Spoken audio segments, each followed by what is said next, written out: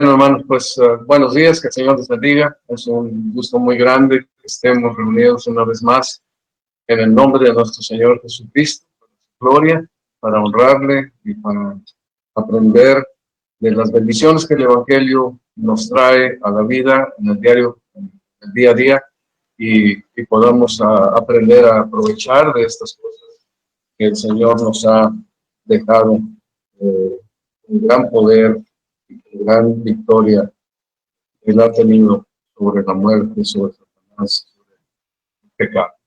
Así que en esta mañana permítanme comenzar orando al Señor, pidiendo su bendición para todos nosotros. Amado Señor, gracias te damos por la bondad tan grande que tú has tenido con nosotros, dándonos la riqueza, la bendición, toda bendición espiritual que tú has preparado desde los lugares celestiales ahora que te hemos conocido como Salvador de nuestra vida. Ayúdanos, abre nuestros ojos, danos entendimiento, ayúdame a mí a poder tener palabras claras que puedan servir a mis hermanos para comprender esta verdad que estaremos considerando en este momento. Bendecimos tu nombre, te damos las gracias. En el nombre precioso de Cristo. Amén. Y se escucha bien, ¿verdad? Se escucha el sonido bien. Sí, hermano. La ocasión anterior que me tocó predicar, estuvimos considerando algunas verdades ahí del pasaje de Efesios capítulo 6 de los versículos 10 al 13. Permítanme volver a leerlo para que lo tengamos presente en esta hora. Volveremos a estar sobre los mismos versículos. Por los demás, hermanos míos, estaremos leyendo en la palabra de Dios. Yo tengo aquí una impresión en letras más grandes porque si no, se me complica el mirar. Por lo demás, hermanos míos, el leer. Por lo demás, hermanos míos, fortaleceos en el Señor y en el poder de su fuerza, vestidos de toda la armadura de Dios para que podáis estar firmes contra las acechanzas del diablo, porque no tenemos lucha contra sangre y carne, sino contra principados, contra potestades, contra los gobernadores de las tinieblas de este siglo, contra las huestes espirituales de maldad en las regiones celestes. Por tanto, tomad toda la armadura de Dios para que podáis resistir en el día malo, y habiendo acabado todo, estad firmes. La ocasión anterior tomamos el pasaje y estuvimos analizando la problemática del día malo. Y vimos cómo es una lucha constante que nosotros tenemos contra las acechanzas del diablo. Cada día hay diferentes formas y colores que él utiliza para atacar nuestro pensamiento, nuestra doctrina, nuestra confianza, traernos temor, hacernos sentir acomplejados, de muchas maneras que él día con día toca, ataca en nuestra vida constantemente. Pero por otro lado, hay momentos en que hay lo que llama aquí la escritura el día malo, un momento específico en la vida de los hijos de Dios, que también se puede repetir en diferentes momentos de nuestro existir en este mundo, hasta de tal forma que nos sentimos guiados y parece que todo se va a derrumbar. La verdad es que todo esto el Señor lo ha planeado para que las presiones de Satanás, las dificultades de Satanás, el día malo, sea algo que no nos destruya, sino que nos fortalezca, que nos haga fuertes en la fe, que nos edifique en esos momentos de vida. Pero cuando estábamos hablando acerca del día malo, veíamos que la principal manera y el único modo de enfrentarlos viendo a nuestro Señor Jesucristo en la gran victoria que él tuvo cuando murió y resucitó, siendo vencedor de la muerte, el pecado, Satanás, el mundo, y de todas estas cosas que son obscuras y que dañan la existencia de los hombres y de los creyentes. El Señor Jesucristo tiene un poder supereminente, y eso es lo que la palabra nos dice. El Señor vivió en medio de nosotros, rodeado de debilidad, experimentó la tentación sin pecar, y también fue crucificado en debilidad. Pareciera que todo se terminó cuando lo crucificaron, pero no. porque después de la muerte resucitó victorioso, pleno de gloria y de honra, con toda la autoridad, supremo ser, glorioso ser, bondadoso ser, pero grandísimo en poder y en autoridad, con toda la autoridad para reinar, soberano, todopoderoso. Él es sobre todos, sobre todo, sobre el cielo, sobre la tierra, y definitivamente muy por encima de los poderes y dominios de las fuerzas de las tinieblas. Él es más que vencedor, por eso él dijo, toda autoridad me ha sido dada. Así que ir y predicar el evangelio a todas partes. Él es para la iglesia, queridos hermanos, el Todopoderoso, el Rey de Reyes y la cabeza. Esta verdad gloriosa nos hace poder enfrentar a Satanás y los ataques que presenta constantemente, permitiéndonos resistir, permitiéndonos estar firmes y salir adelante en esos momentos de fuerza. Ese día que estuvimos viendo, el día mal, la supereminente grandeza de su poder, esa es la parte principal, pudimos ver que a causa de esa resurrección del Señor, esa nueva posición que el Señor tiene, pues Él nos pudo bendecir con toda la bendición espiritual en los lugares celestiales antes de la vida. También vimos que cada uno de nosotros ha experimentado ese poder de Dios cuando nos ha librado del poder de Satanás. Ahí cuando leemos el capítulo 2 de los Efesios, estamos estando muertos, nos resucitó con Cristo, siendo desobedientes, siguiendo a Satanás, nos resucitó para vivir una vida de obediencia, sujeta a Dios, y siendo naturalmente objetos de la ira de Dios, nos libró por Jesús, por su poder, sentándonos con Cristo en lugares celestiales, asegurando nuestra salvación. También vimos, por el libro de los Efesios, que ese poder de Cristo, como ya mencioné, nos manda a predicar la gloria de su autoridad y la gloria del Evangelio, avergonzando a Satanás cada vez que nosotros anunciamos la verdad gloriosa de la fe del Evangelio que está. También Él puso a la iglesia y puso a los que nos enseñan en la iglesia para que nosotros seamos edificados en la doctrina de los apóstoles, de los profetas, para que nosotros no seamos llevados por todo viento de doctrina, sino que sepamos exactamente el poder y la gracia y la bendición y la riqueza del Evangelio de Jesucristo a nuestro favor. También encontramos que esta edificación que hay en la doctrina de los profetas y de los apóstoles nos edifica y nos lleva a la madurez espiritual para que nosotros podamos tener relaciones interpersonales correctas, cumpliendo aquel mandamiento del Señor de que andemos en nuestro mismos tal como Él. De esta forma, tenemos el poder para no dar lugar al diablo. Tenemos el poder para no tener parte con las tinieblas. Tenemos el poder para que en lugar de relaciones de pleito tengamos buenas relaciones en la iglesia, en el matrimonio, en la familia, en el trabajo, para donde vivimos, en la nación donde estamos manifestando la gloria de Jesucristo. Satanás procurará con todas sus fuerzas hacernos caer de esta posición especial que nosotros tenemos en Cristo, pero nosotros, y va a tratar de incitar al mal las pasiones que batallan en nuestro interior, la molestia, el enojo, el pleito.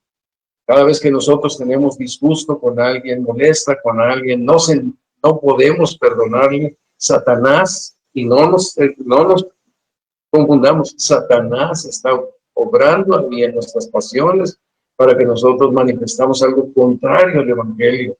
No la armonía, no la buena relación, no la relación de amor, sino la relación de encono y de... La única manera de contrarrestar estos ataques, como nos enseña aquí el apóstol Pablo, es que nos vistamos de toda la armadura, que nos fortalezcamos en el Señor y en el poder de su fuerza, vistiendo toda la armadura de Dios y tomando toda la armadura de Dios para que podamos estar firmes y podamos resistir los ataques que Satanás nos presenta constantemente. Muy bien, ahora estaremos hablando sobre la armadura de Dios. Esta será una primera parte en donde estaremos haciendo consideraciones alrededor de la armadura de Dios. La primera cosa que quisiera considerar ahora es que, ¿qué es en realidad la armadura de Dios? El apóstol Pablo tomó la imagen del equipo del soldado romano porque había mucha relación con los soldados. Encontré por ahí algún comentario de la persona, dice, todos están equivocados, la armadura de Dios no es romana, es hebrea. ¿Cómo se han equivocado? Pero no es romana ni es hebrea, es la armadura de Dios. Y el apóstol Pablo la utiliza para manejar una metáfora que nos ayude a entender cómo podemos tomar estas piezas de la armadura de Dios, ponerlas en nuestras vidas y salir victoriosos ante los ataques de Satanás. Así que el apóstol Pablo utiliza el ejemplo del soldado romano y lo utiliza para formar esta metáfora. Recordemos que todo judío estaba en contacto, porque el imperio romano era el invasor en las tierras de Judá. Entonces todo judío estaba en contacto con los soldados romanos porque pues, ellos mantenían el control en todos los lugares donde el imperio se había extendido. Y el apóstol Pablo también. Recordamos a través de la escritura que él constantemente estuvo con los soldados. Por unas partes viajó con ellos, en otras partes lo protegieron, en otras ocasiones lo apresaron, lo azotaron. Cuando estaba escribiendo la epístola de los Efesios estaba con un soldado ahí al lado vigilando. La armadura de Dios, vamos a considerar pues. La armadura de Dios nos ilustra cómo el Evangelio de nuestro Señor Jesucristo es la fuerza que actúa en cada uno de nosotros, haciéndonos más que vencedores para la gloria de su nombre.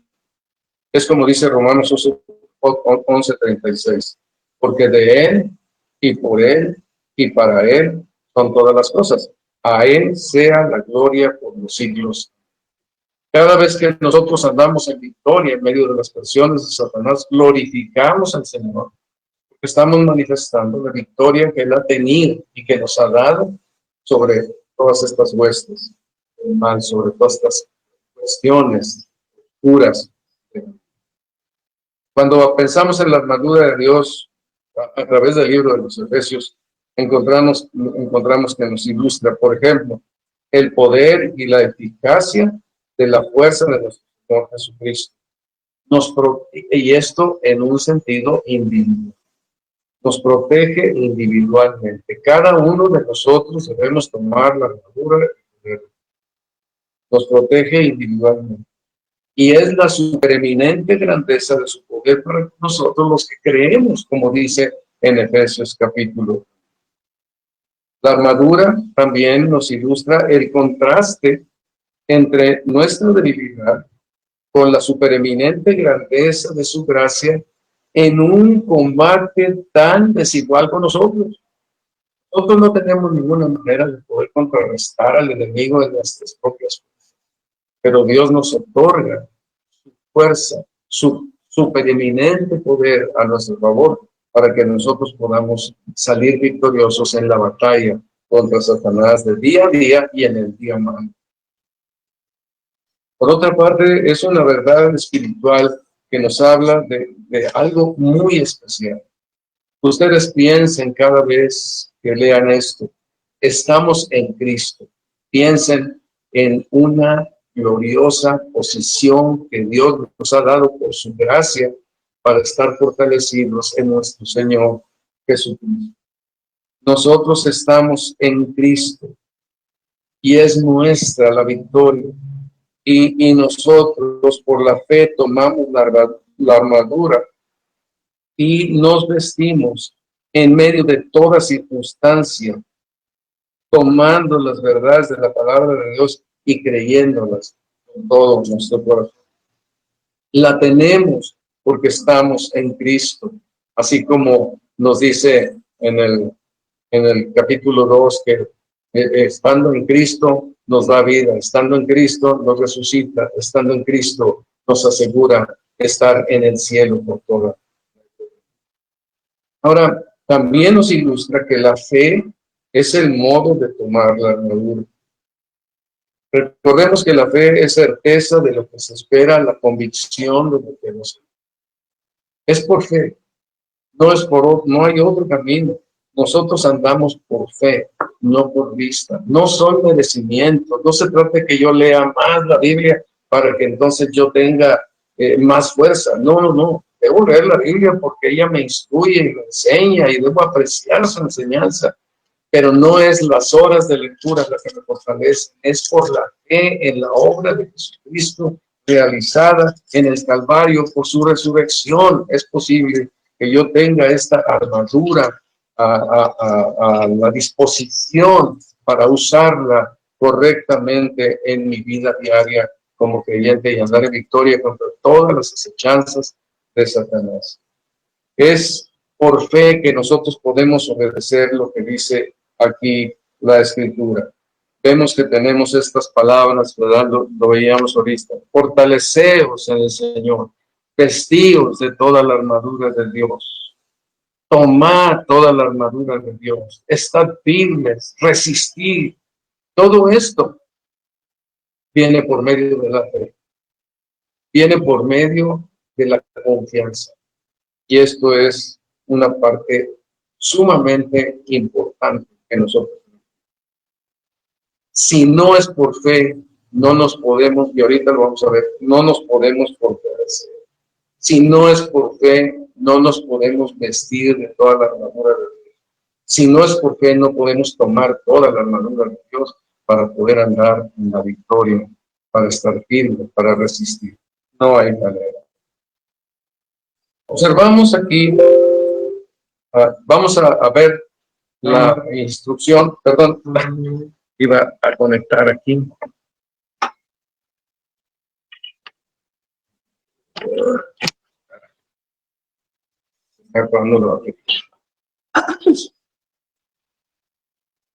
Muy bien, perdón.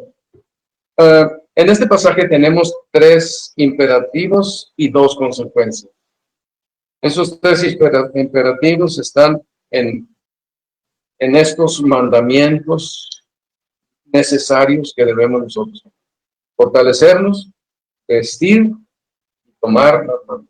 Vestir la armadura, tomar la armadura. Y habrá 2 consecuencias. Tendremos el poder para estar firmes y el poder, y la segunda, para el poder para resistir.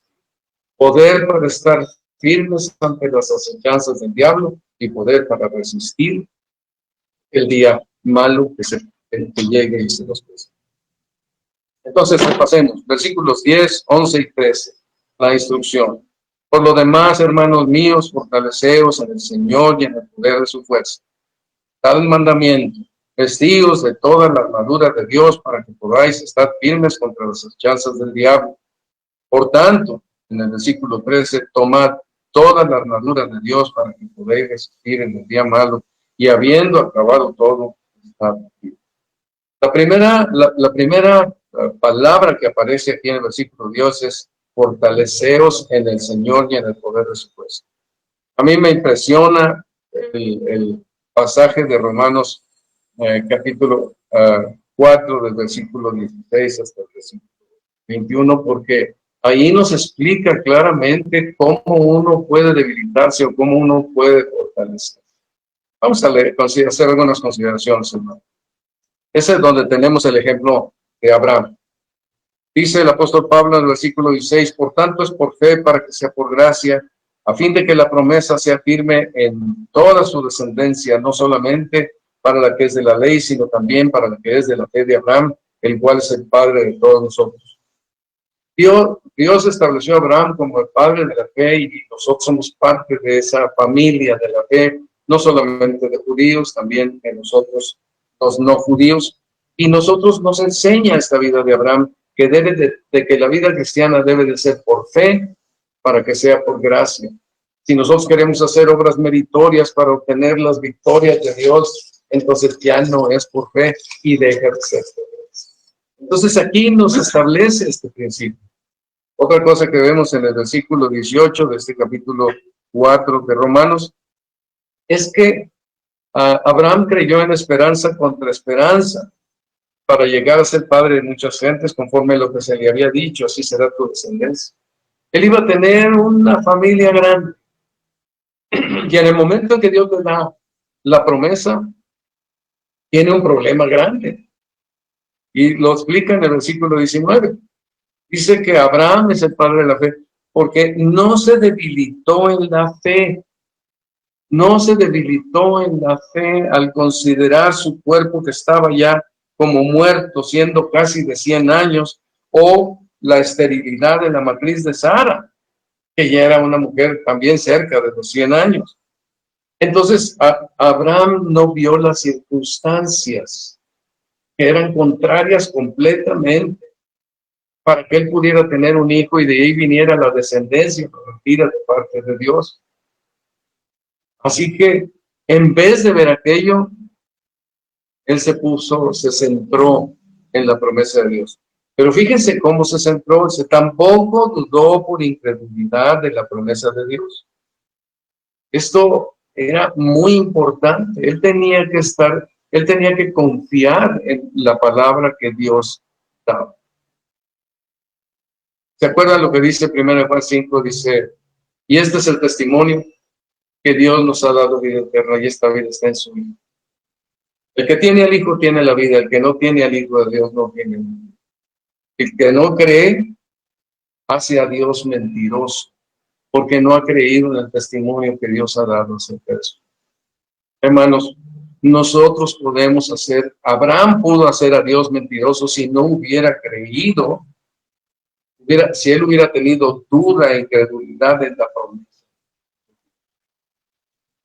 Nosotros no podemos, es por fe, no podemos tener duda de la promesa de Dios, porque Dios es veraz. Ofendemos su gloria y su santidad si nosotros dudamos. Pero observen ustedes lo que hizo Abraham. Se fortaleció en fe, dando gloria a Dios, plenamente convencido de que era también poderoso para hacer todo lo que había prometido. Acuérdate, hermano, tú y yo nos vamos a debilitar en la fe si consideramos las circunstancias sobre la promesa de Dios y si tenemos duda de la promesa de Dios. Esto nos debilita. La manera de poder estar firmes, estar fortalecidos en la fe es despreciar las circunstancias, atesorar la promesa de Dios y estar plenamente convencidos de que Él es poderoso para hacer todo lo que ha prometido. Si tú quieres salir de los problemas, necesitas estar fortalecido en el Señor. Y para estar fortalecido en el Señor necesitas creer a sus palabras. Ahora, hermanos, pero si no conoces sus palabras, si no te acercas a la Escritura, si no estudias la palabra de Dios, si no aprovechas la instrucción que en la iglesia damos o pretendemos o queremos dar, si no aprovechamos esto, hermanos, entonces nos debilitamos en la fe porque estamos despreciando la enseñanza de la palabra de Dios. Estaremos dudando de las instrucciones que Dios nos da, las garantías que Él nos otorga, y estaremos debilitados en la fe. Pero si te quieres fortalecer en fe, aquí está. Desprecia las circunstancias que te rodean, no las tomes en cuenta, no dudes de las promesas del Señor y está convencido por el poder del Espíritu Santo, puedes estar plenamente convencido de que Dios es poderoso para hacer todo lo que ha prometido. Fortalecernos. La otra palabra es vestidos, de toda la armadura, vestidos. Y agrega para que podáis estar firmes contra las acechanzas del diablo. En otras palabras, si nosotros no estamos vestidos de toda la armadura de Dios, no podemos estar firmes contra las acechanzas. Se necesita doctrina para estar firmes. Si no conocemos la doctrina, no sabemos la práctica bíblica, no podemos estar firmes contra las acechanzas del diablo. Necesitamos esto. Es vital, importante. Firme es una palabra que en el griego es algo que es no se mueve, es estable, es inquebrantable. Aunque siempre existe la posibilidad de caer de una firmeza o de un lugar sólido. Pero aquí es estar en esa posición. Observen ustedes en Romanos 14:4 lo que dice aquí la palabra de Dios. Ya saben que el apóstol Pablo estaba escribiendo a la iglesia de los romanos. Había ciertas diferencias en las maneras de honrar al Señor, de llevar algún fruto espiritual al Señor, y unos consideraban que había que hacer ciertas prácticas y otras prácticas, y entonces estaban criticando unos a otros, y sin duda estaban pensando que uno caería y que el otro fallaría. Pero Pablo los detiene y les dice en ese versículo 4, ¿tú quién eres que juzgas al criado ajeno? Para su propio Señor está en pie o cae, pero estará firme, porque poderoso es el Señor para hacerle estar firme. A mí me impacta profundamente esta palabra. Para su propio Señor está en pie o cae. Yo no estoy rindiéndole cuentas a nadie. Yo debo rendirle cuentas al Señor. Todos nosotros, cada uno de nosotros, tomamos la palabra, tomamos la instrucción, y con esa instrucción glorificamos al Señor, servimos a Él y hacemos las cosas que a Él le agradan. Este es el punto importante. Y quizá pueda suceder que estemos en pie o caigamos. Pero fíjense ustedes que estar en pie o caer, esto es hacerlo delante de Dios. El Señor está al tanto de todo lo que pasa. Él está en control de todo lo que pasa. Y aunque en un momento dado pudiéramos caer o pudiéramos estar firmes, Él está al tanto de todo eso. Pero sobre todas las cosas, el poder de Dios y la garantía de Dios, cuando dice al final del versículo, pero estará firme, porque poderoso es el Señor para hacerle estar firme. Tenemos las posibilidades. No yo, no mi capacidad, no mi vida dedicada al Señor, no. Dios es poderoso y Él es el que me sostiene con la armadura suya, nos sostiene cuando vestimos la armadura. Hay muchas cosas que hacen pensar la vestimenta de la armadura. Por ejemplo, nos distingue. Un creyente debe de distinguirse en donde quiera que está, donde quiera que va, porque una vestimenta, por ejemplo, nos indica de qué época soy, ¿verdad? 1800, 1920, 1930, 1900, 2000, o también qué tipo de actividad deportiva me gusta. Podemos distinguir con toda claridad que le gusta el soccer, el americano, el béisbol, porque la vestimenta nos distingue. También el modo de ser. A lo mejor una persona alegre pues, se nota en su vestimenta, y una persona así más tristona o más seria, pues se nota en su vestimenta, viste de negro con una corbata gris, ¿verdad? Entonces, estas son las situaciones, pero podemos ver todo esto que sucede en las personas. Cuando alguien cuando estamos todos en montón en algún lugar, y alguien señala, oye, ¿ya viste aquel? Pues no puedo decir aquel que tiene ojos, aquel que tiene nariz, porque no todos estaríamos iguales, pero aquel de camisa roja, o aquel de camisa amarilla, no la amarilla clara, sino la amarilla naranja, nos permite ser distinguidos. Por eso la vestimenta de la armadura de Dios es porque Dios quiere que nos distingamos. Somos como una lámpara puesta sobre el almud para que todo el mundo nos vea y considere lo que Dios hace con los pecadores, la bendición tan grande. que hace en nuestras vidas para que otros vean y puedan tener esperanza y venir a la fe junto.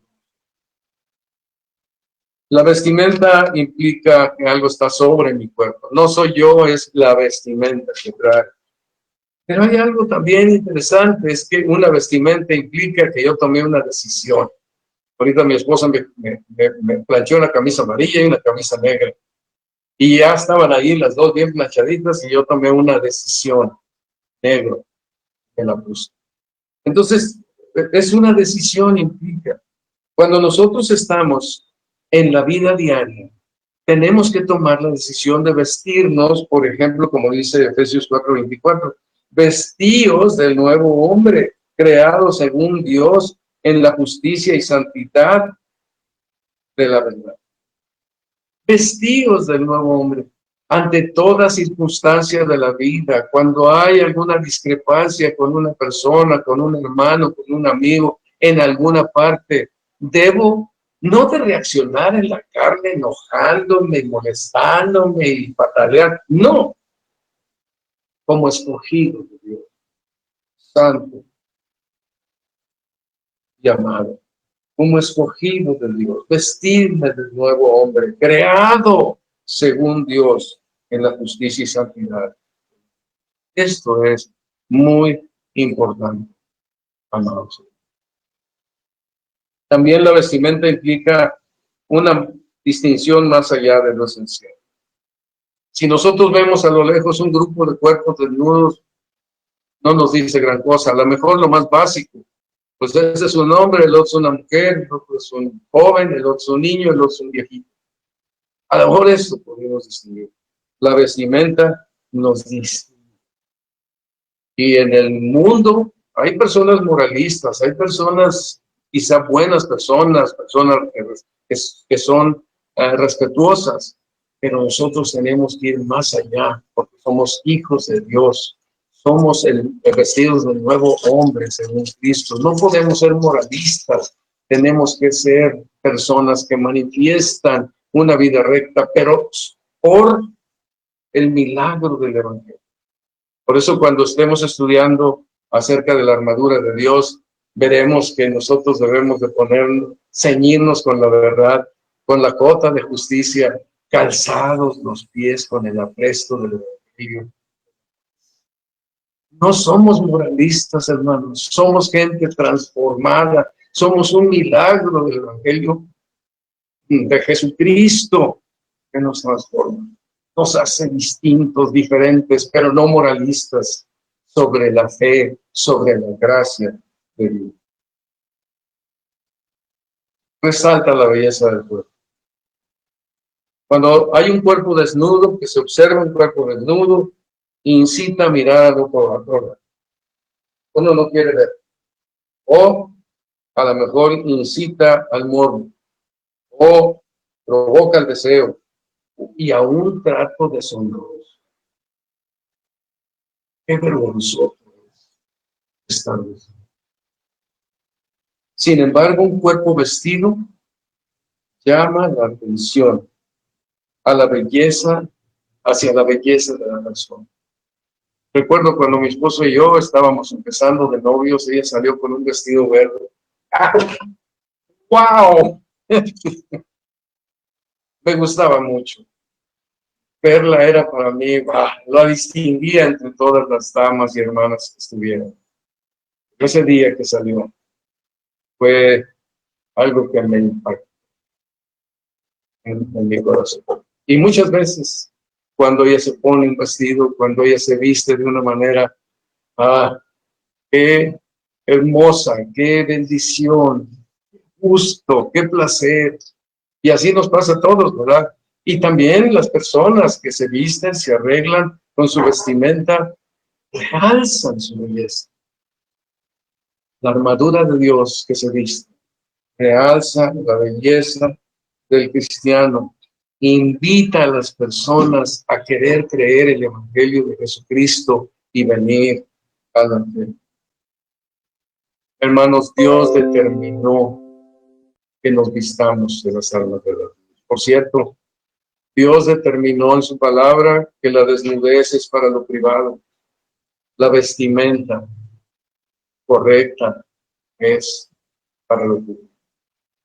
Dios quiere que así nos veamos. También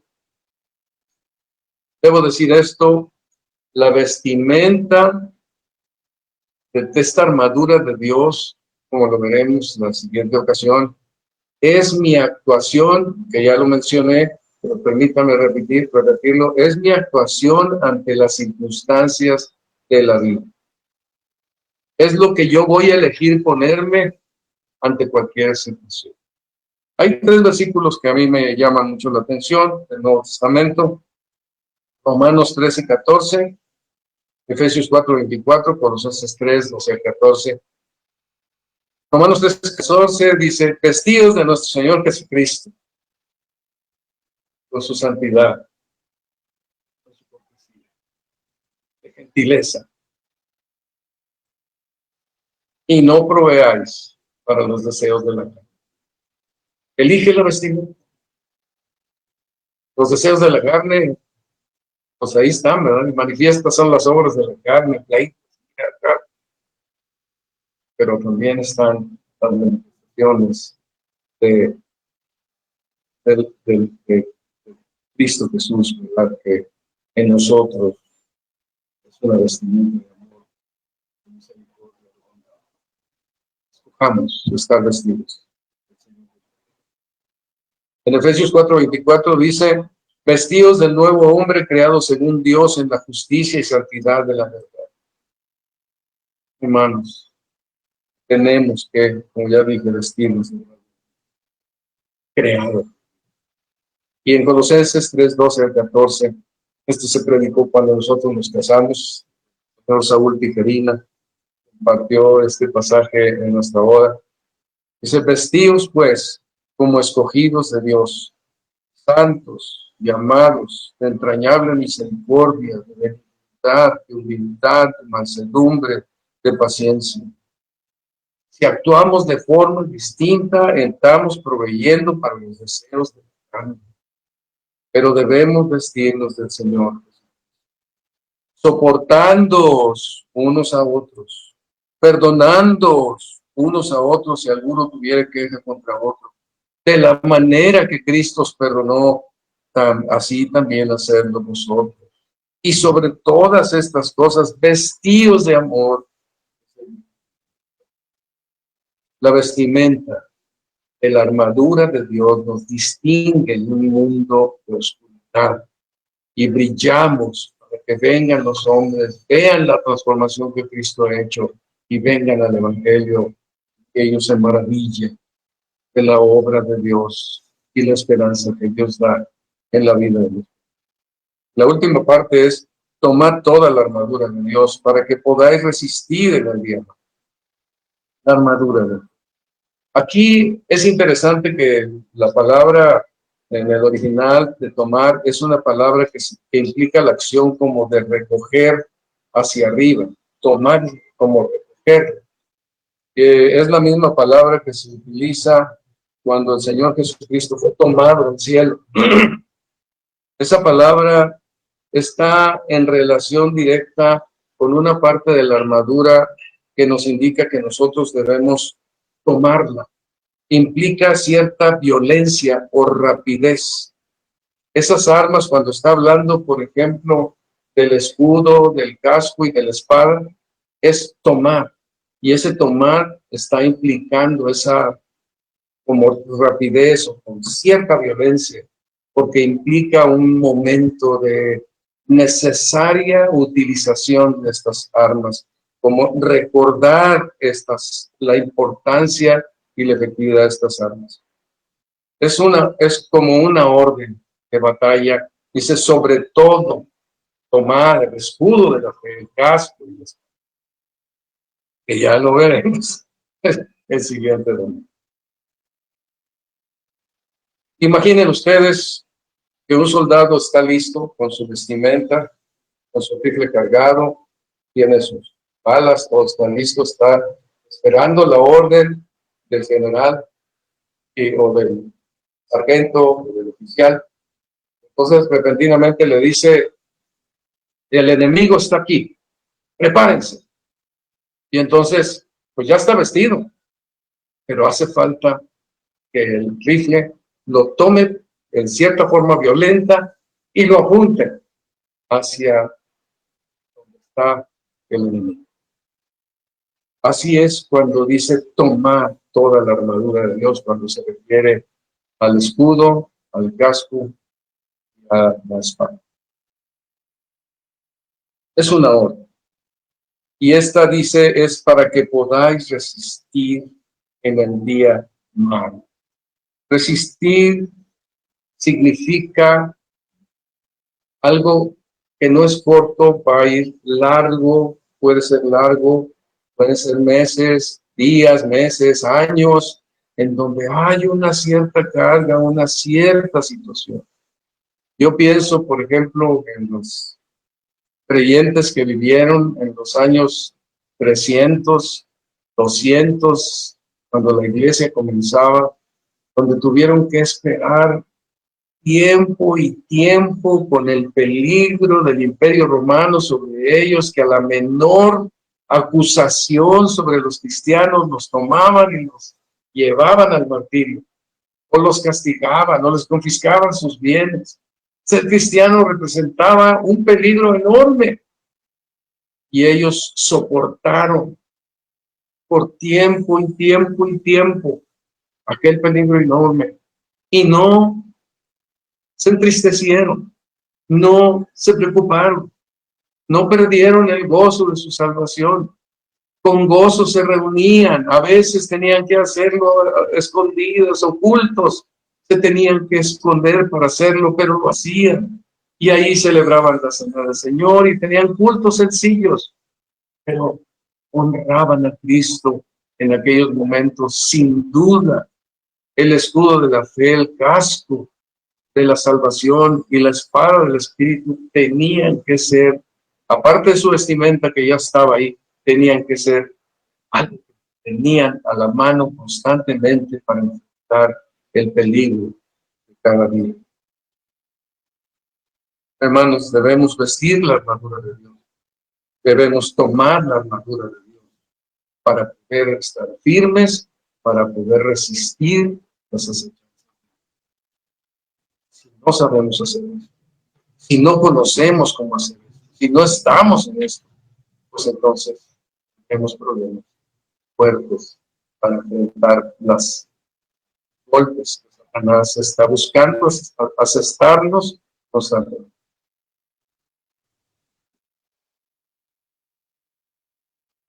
Un último punto aquí.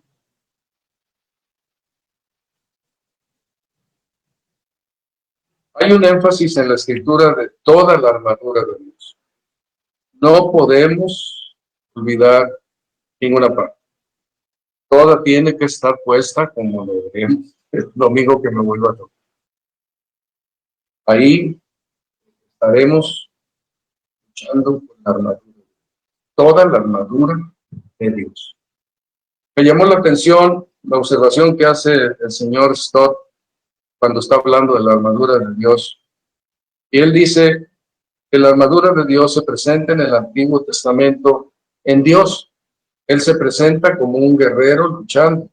Él mismo trae armadura, coraza, yelmo, espada, todas estas cosas. Por ejemplo, algunos versículos. Isaías 59:17, por ejemplo, dice, pues la justicia se vistió, pues de justicia se vistió como de coraza, con yelmo de salvación en su cabeza, tomó ropas de venganza por vestidura y se cubrió de celo como un manto.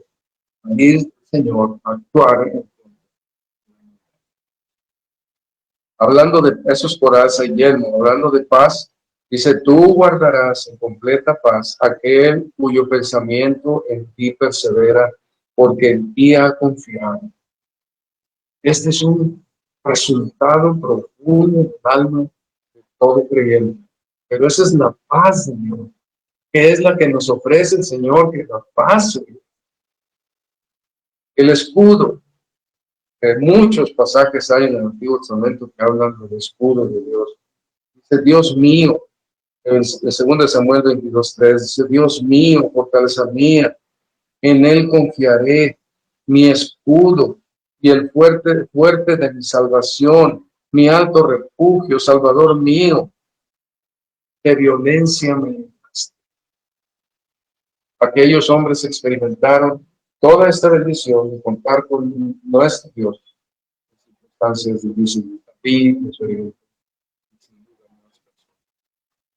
Pero sí, esto es la paz de Dios, en que el mismo Señor en su persona actuaba para traer esa escudo y espada. Por ejemplo, Salmo 17:13 dice, levántate, oh Jehová, sal a su encuentro, póstrales, libra mi alma de los malos con tu espada.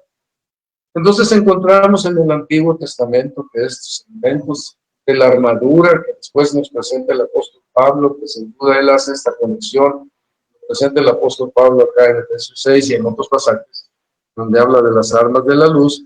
Podemos decir, dice el señor Stott, que en el Antiguo Testamento él se presenta con esta armadura suya, pero en el Nuevo Testamento, a causa del Evangelio de Jesucristo, es la armadura, su armadura, él la comparte con nosotros para que la vistamos y estemos fortalecidos en Cristo.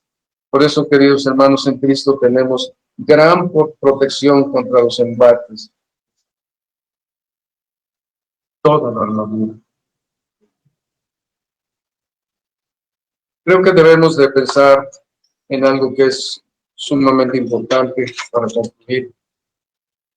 Somos la iglesia del Señor, somos el pueblo del Señor con una vocación que viene con la salvación y un gozo grande que es lo que Dios nos ha dado, una fortaleza que nosotros tenemos en Cristo constantemente. Ahí está esa supereminente grandeza de su poder para nosotros los que creemos. Las fuerzas del maligno nos estarán atacando constantemente en nuestras relaciones interpersonales. Y nosotros debemos resistirlo firmes en la fe. Debemos resistirlo con la doctrina que nos enseña las verdades en las cuales nosotros nos basamos en el mandamiento. Debemos conocer. Yo quiero hacerles pensar, esto está en relación directa con conocer la palabra de Dios, de manera que podamos con fe y por la gracia de Dios vestirnos de toda la armadura de Dios, tomar toda la armadura de Dios para estar firmes y resistir los embates.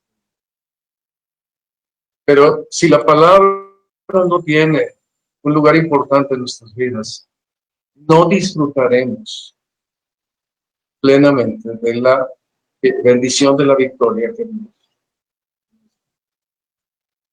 Quiero comentar una historia en los días en que no había aviones y que había que hacer viajes en transatlántico. Un hombre deseaba viajar con su hijo a América en busca de nuevas oportunidades, pero la vida lo había dejado problemas muy serios de dinero, de tal manera que no tenía para comprar el boleto. La casa estaba en un problema bastante. Él y su hijo se ponen a pedir ayuda, buscando comprar, a pedir ayuda a la gente ahí en los muelles, buscando comprar el boleto más barato. Y los días pasaron y los meses pasaban y no podían juntar el dinero. Estaba difícil. Un día se le acercó un hombre con porte elegante, preguntándole qué era su necesidad. Entonces le explicaron, él le explicó, el padre le explica al hombre, y entonces el hombre le dice, espérame un tiempo. Así, muy simplemente, muy sencillamente. Un poco de tiempo después, lo esperaron y un poco de tiempo después, el hombre regresó con unos boletos en la mano, se los entregó a su hijo y se fue. Pero antes de irse le dice, te pido que leas las instrucciones del boleto. Ya se está yendo y le vuelve a decir, te pido que leas las instrucciones del boleto. Ponle atención a lo que dice el boleto. Pues el hombre y su hijo, muy contentos con los boletos, abordaron el transatlántico, y claro, como su espíritu, como su estilo de vida era de mucha carencia, pues ellos supusieron que el boleto pues, era para la clase más baja, ¿verdad? Nadie iba a gastar en dos personas que a lo mejor no valían mucho la pena, pero supusieron que su lugar era en el lugar más bajo de estos. Allí estuvieron y se prepararon para un mes o 2 meses de viaje para llegar a Amén. Viajaron comiendo poco y pues mucho era de lo que les daban otras personas, durmiendo mal, con mucho calor, con dificultades para asearse, emproblemados para su ropa, porque tenían que lavarla, ya eran ropas viejas, harapos, y se los tenían que volver a poner, y no pretendían para nada subir a las cubiertas superiores porque pues, estaba prohibido, sin duda estaría prohibido para personas como ellos subir a esas cubiertas. Así estuvieron viajando, y era muy incómodo el viaje, sin embargo siempre estaban con gratitud por aquel hombre que les había regalado aquellos. Un día, así estuvieron sufriendo, un día el hombre y su hijo escucharon que ya solo faltaban 2 o 3 días para llegar a puerto en los Estados Unidos. Y entonces, pues, se alegraron mucho y como que se animaron para ir subiendo algunas de las cubiertas a ver si podían ver algo en el horizonte, pues, de las costas de los Estados Unidos. Entonces trataron de subir, pero pues con el temor de que los pescaran, porque no era su clase, ¿verdad? Entonces ellos podían ser castigados por las personas. Y entonces, pues se animaron, fueron subiendo, y en el momento que suben los atrapan y les piden los boletos.